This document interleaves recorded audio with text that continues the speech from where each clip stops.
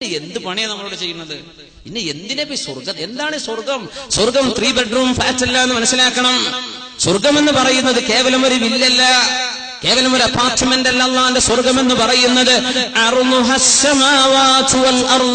ആകാശങ്ങളോളം ഭൂമികളോളം വിശാലമായത്.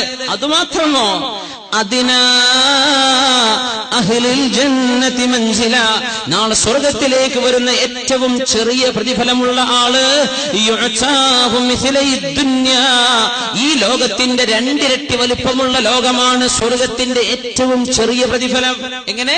സ്വർഗത്തിന്റെ ഏറ്റവും ചെറിയ പ്രതിഫലം ഈ ലോകത്തിന്റെ ആറങ്ങാടിയോ കാഞ്ഞങ്ങാടോ അല്ല, കേരളോ ഇന്ത്യയോ അല്ല, ഏഷ്യയോ നമ്മുടെ ഭൂമിയോ അല്ല, ഈ മഹാപ്രപഞ്ചത്തിനോളം 2 വലുപ്പമുള്ള ലോകം അള്ളാഹു തരുന്ന ആർക്ക് ഏറ്റവും ചെറിയ പ്രതിഫലം അതാ.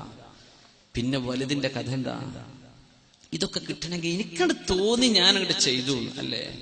നിന്റെ തോന്നലിനല്ല അള്ളാഹു നിനക്ക് ഓക്സിജൻ തന്നത്.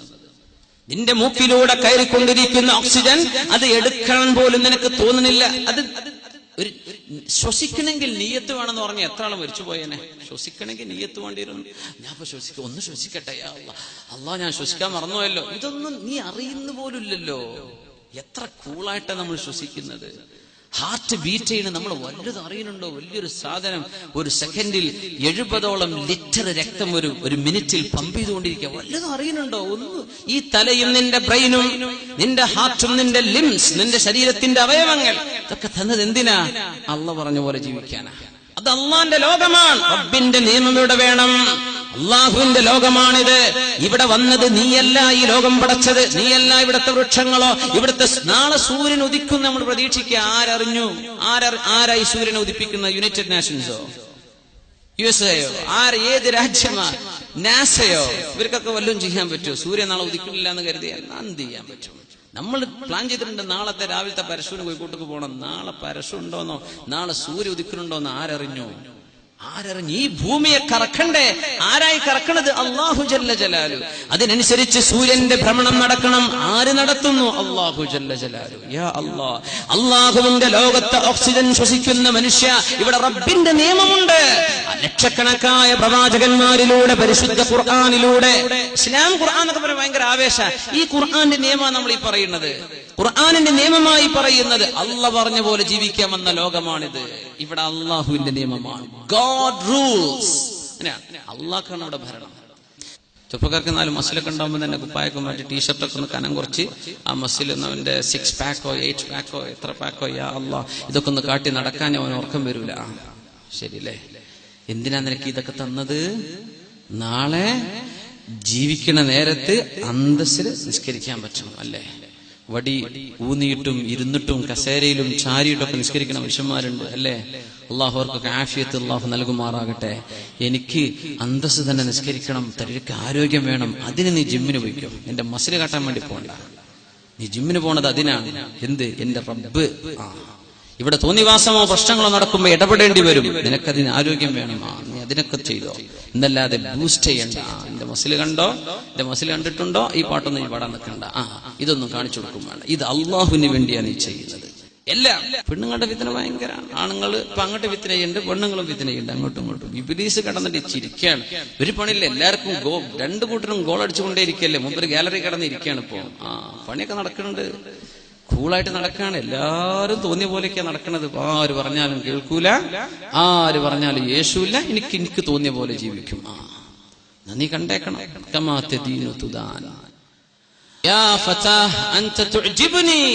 ചെറുപ്പക്കാരാ, ഐ ലവ് യു. ഇതാണ് വാക്കിനർത്ഥം. എനിക്ക് നിങ്ങളോട് ഇഷ്ടമാണെന്ന വാക്കിനർത്ഥം. I love you. സുബ്ഹാനല്ലാഹ്, ഭയങ്കര ഫിത്തിനല്ലേ? ഉസ്താദുമാരോടൊക്കെ ലവ് യു അറിയില്ല കുട്ടികളെ മദ്രസയിൽ. ടീച്ചർമാരോട് മാഷ്മാരോടൊക്കെ പറയണതൊക്കെ സിനിമകളൊക്കെ ഇതിവൃത്തങ്ങൾ. എല്ലായിടത്തും തോന്നിവാസം ഉണ്ടാക്കാം. ഇതാണ് ആകെ ജീവിക്കണ തോന്നിവാസത്തിനാണ്. എന്ത് പാട്ട് പാടിയാലും അതിലും തോന്നിവാസം, ഡാൻസ് ചെയ്താലും തോന്നിവാസം, റിയാലിറ്റി ഷോ അതിലും തോന്നിവാസം. ഇറച്ചി കാണിക്കുക, ചാടിക്കളിക്കുക, വ്യഭിചാരത്തെ പറ്റി ചിന്തിപ്പിക്കുക. പിന്നെ മനുഷ്യൻ എന്താ? നമ്മളെ ആരോ ഒരാൾ പ്രസംഗിച്ചോ അങ്ങനെ ഇക്ലിപ്പെടുത്തിയിട്ട് ഇങ്ങനെ ചിരിക്കാതിരിക്കാന്ന് എങ്ങനെ പറ്റുക? ഇക്ലിപ്പെടുത്തുന്നുണ്ട്, പിന്നെ എങ്ങനെ ചിരിക്കാതിരിക്കുകയാണ്? അപ്പൊ സംഗതി ഭയങ്കര ഗൗരവമാണ്. ഇതൊന്ന് സീരിയസ് ആയി ആലോചിച്ചിട്ടില്ലെങ്കിൽ മുമ്പിനെ ഈ ഖബറിൽ പോയി കിടക്കണ നേരത്ത് അവിടുത്തെ ലോകം എന്താണെന്ന് പഠിക്കുക. എന്താണ് അവിടെ നടക്കുന്നത്? വിചാരണ തുടങ്ങാൻ പോണ സ്ഥലമാണത്. അവിടെ പോയി കിടക്കാനുള്ള തടിയാണ് ഞാനെന്ന് ഓർത്തേക്കണം. അന്ന് ഖുർആനൊക്കെ തലയിൽ വേണം, ഖുർആനൊക്കെ ഓർക്കണം, എപ്പോഴും അത് ഓർമ്മ വരണം. അപ്പോഴതൊക്കെ നമ്മൾ ഊതുന്നതല്ലേ, പാടുന്നതല്ലേ, നമ്മൾ ചെല്ലുന്നതല്ലേ നാവിൽ വരൂ. മരിക്കാൻ നേരത്തെ ലാ ഇലാഹ ഇല്ലല്ലാഹ് ചൊല്ലണമെന്ന് ഭയങ്കര ആഗ്രഹം. ഉസ്താദെ ഈമാൻ കിട്ടി മരിച്ചാൻ വേണ്ടി ദോർക്കണം. അള്ളാഹ് നമ്മളെല്ലാവർക്കും അള്ളാഹു ഈമാൻ സലാമത്താക്കി തെരുമാറാകട്ടെ. പക്ഷെ പാടി നടക്കുന്നത് MD ശ്രീകുമാറിന്റെ പാട്ടാ അല്ലേ? പാടി നടക്കുന്നത് നമ്മുടെ ചിത്ര ചേച്ചിന്റെ പാട്ടാ.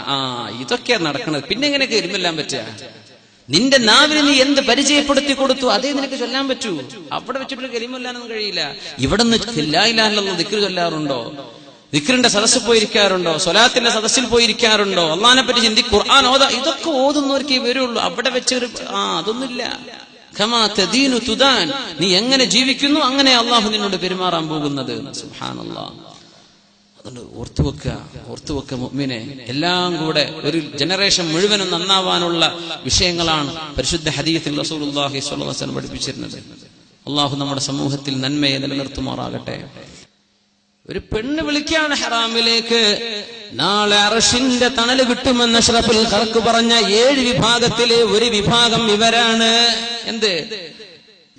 وإني أخاف الله من قال عندما الحمد لله وإني أخاف الله من قال عندما دعت ذات عالم منصب وجمالي.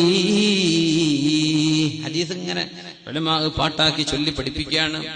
وإني أخاف الله, ഞാൻ അല്ലാഹുവിനെ പേടിക്കുന്നു എന്ന് പറഞ്ഞ ഒരാൾ, മൻ ഖാല ഇൻദമാ ദഅത ذات عالم منصب وجمالي, നല്ല സൗന്ദര്യവും നല്ല അന്തസ്സുള്ള തറവാടും വീട്ടുകാര്, ആരോഗ്യമുള്ള ഭംഗിയുള്ളൊരു പെണ്ണ് തന്നെ ഹറാമിലേക്ക് ക്ഷണിച്ച സമയത്ത് ഞാൻ അല്ലാഹുവിനെ ഭയപ്പെടുന്നു എന്ന് പറഞ്ഞ ഒരാൾക്കും നാളെ അർശിന്റെ തണലുണ്ടെന്ന് അഷ്റഫുൽ ഖൽഖ് റസൂലുള്ളാഹ്